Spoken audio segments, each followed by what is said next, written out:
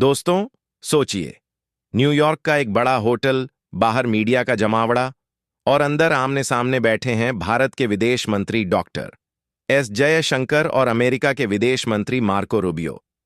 एक तरफ भारत, जो दुनिया की सबसे तेजी से बढ़ती अर्थव्यवस्था है, और दूसरी तरफ अमेरिका, जो खुद को सुपर पावर कहता है।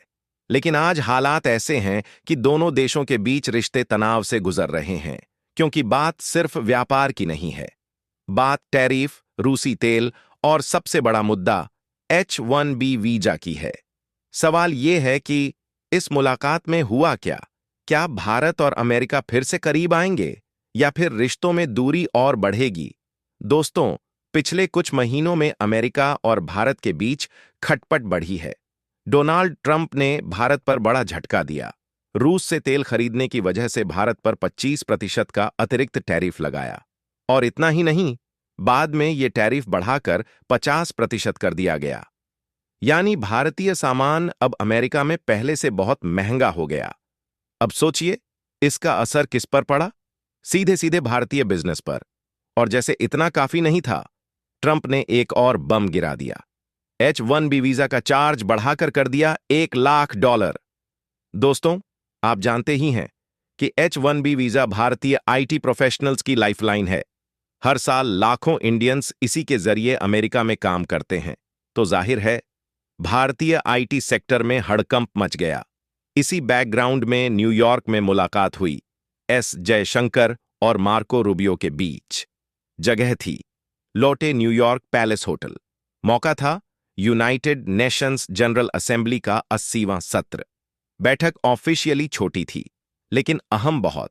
इसमें चर्चा हुई ट्रेड पर, डिफेंस पर, एनर्जी पर, फार्मास्यूटिकल्स पर और उन मिनरल्स पर जिनकी जरूरत आज हर टेक्नोलॉजी को है। और सबसे अहम, हिंद प्रशांत यानी इंडो पैसिफिक क्षेत्र में साझेदारी। अब सोचिए, ये वही मुद्दे हैं जिन पर आज पूरी दुनिया की नजर है। बैठक के बाद दोनों नेताओं ने सोशल मीडिया और ऑफिशियल बयानों में क्या कहा? मार्को रूबियो ने लिखा, भारत हमारे लिए बेहद खास पार्टनर है। हमने एनर्जी, ट्रेड और मिनरल्स जैसे क्षेत्रों में गहरी चर्चा की। हम क्वाड जैसे मंचों पर मिलकर इंडो पैसिफिक को मजबूत बनाएंगे। दूसरी तरफ एस जयशंकर ने भी एक्स पर लिखा, मार्को रूबियो से अच्छी मुलाकात रही। हमने कई द्विपक्षीय और अंतर्राष्ट्रीय मुद्दों पर चर्चा की और इस बात पर सहमत हुए कि प्रायोरिटी सेक्टर्स में प्रोग्रेस के लिए कांटेक्ट में बने रहेंगे। यानी बाहर निकलकर दोनों ने पॉजिटिव पिक्चर पेश की। लेकिन क्या वाकई सब कुछ इतना स्मूथ है? अब यहीं से शुरू होती है असली कहानी, क्योंकि बयान तो हमेशा अच्छे होते हैं, लेकिन असली सवाल है, क्या अमेरिका H-1B वीजा की फीस कम करेगा? क्या टैरिफ की टेंशन घटेगी? और क्या भारत को अपने रूसी तेल इंपोर्ट्स पर अब भी अमेरिका का दबाव झेलना पड़ेगा? दोस्तों, ट्रंप एडमिनिस्ट्रेशन ने साफ कहा है कि रूस पर प्रेशर डालना जरूरी है, लेकिन भारत शुरू से कहता आया है कि हम किसी के कहने पर तेल खरीदना बंद नहीं करेंगे। हमारा फोकस सिर्फ सस्ते और भरोसेमंद एनर्जी पर है। तो अब देखना यह है कि जयशंकर और रूबियो की ये मुलाकात क्या सिर्फ डैमेज कंट्रोल है या फिर इसका कोई ठोस नतीजा निकलेगा। इस पूरी डील में सबसे ज्यादा असर किस पर पड़ रहा है? साधारण भारतीय प्रोफेशनल्स पर। सोचिए, जो लोग अमेरिका में काम कर रहे हैं वो डर के साए में जी रहे हैं, क्योंकि अगर वो इंडिया आते हैं तो शायद कभी वापस नहीं जा पाएंगे।